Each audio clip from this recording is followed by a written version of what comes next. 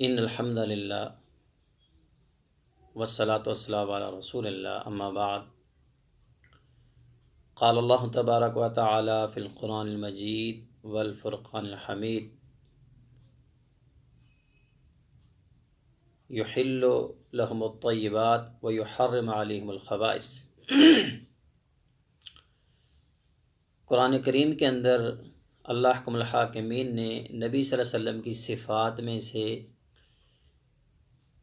ان دو چیزوں کا بھی تذکرہ کیا ہے کہ وہ اچھی چیزیں اپنی امت کے لیے حلال فرماتے ہیں اور بری چیزیں، ناپاک چیزیں اپنی امت کے لیے حرام قرار دیتے ہیں۔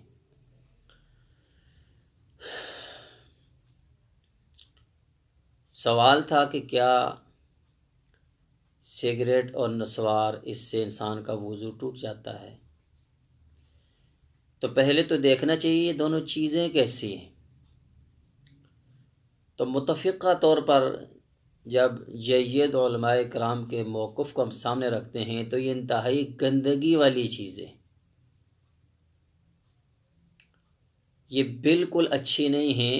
ان کو علماء کرام نے خبائث کے اندر شامل کیا ہے، حرام چیزوں کے اندر شامل کیا ہے۔ لیکن المیہ یہ ہے کہ اس وقت ہمارے نوجوانوں کا جو ہے وہ 90% جو ہے وہ طبقہ جو ہے اس کے اندر مبتلا ہے، اور وہ سموکنگ کرتے ہیں، سگریٹ نوشی کرتے ہیں۔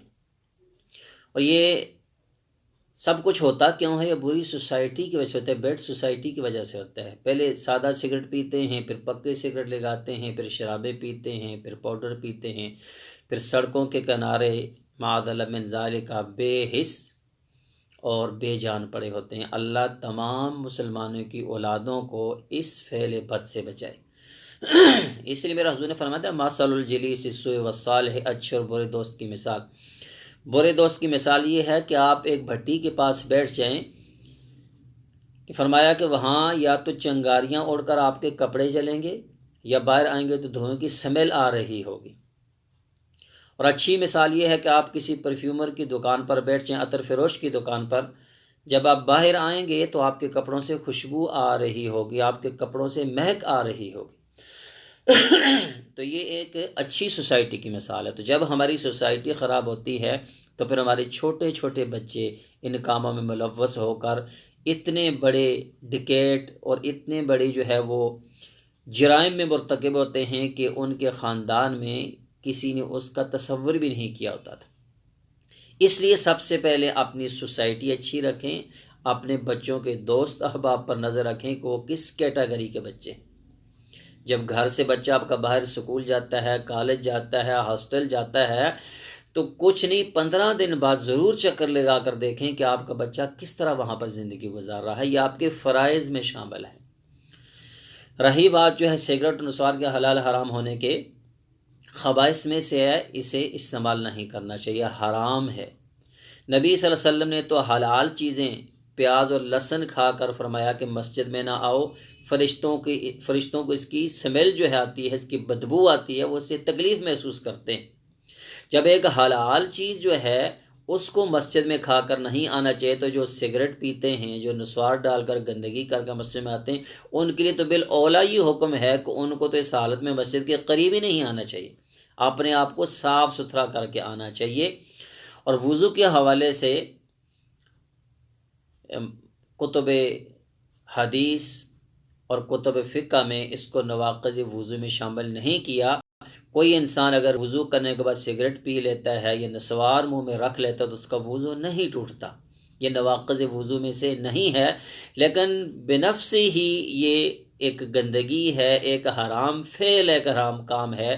اس سے جتنا بھی ہو سکے بچنا چاہیے، اپنے آپ کو بھی بچانا چاہیے، اپنے دوست احباب کو بچانا چاہیے۔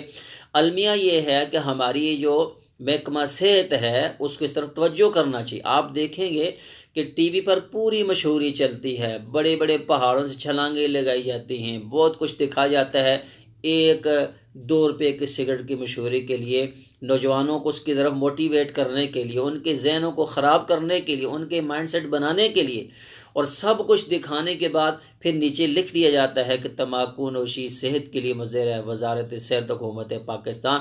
اور بھائی جب ہے ہی مضر ہے تو پھر تم اس کی اتنی ایڈورٹائزمنٹ کیوں کرتے ہو؟ پھر اس کے نقصانات بتاؤ۔ ڈبے پر تم نے آدھا کٹا ہوا منہ اور ہاتھ اور انگلیاں لگا لی تو ٹی وی پر وہی تمہاری مشہوریاں چلتی ہیں۔ تو زیادہ سے زیادہ ان شنی اور کبیح کاموں سے بچنا چاہیے، اور ان کے استعمال کے بعد مسجد میں آنے سے پہلے اپنے منہ کو صحیح طریقے سے صاف کر لینا چاہیے۔ ہے حرام ہے، گناہ ہے، خبائث ہے، لیکن یہ ہے نواقض وضو نہیں ہے۔ اللہ احکم الحاکمین ہمیں صحیح معنوں میں کتاب و سنت کو سمجھنے کی توفیق عطا فرمائے۔ وقل قولی ھذا استغفر اللہ لی ولکم ولسائر المسلمین والحمد للہ رب العالمین۔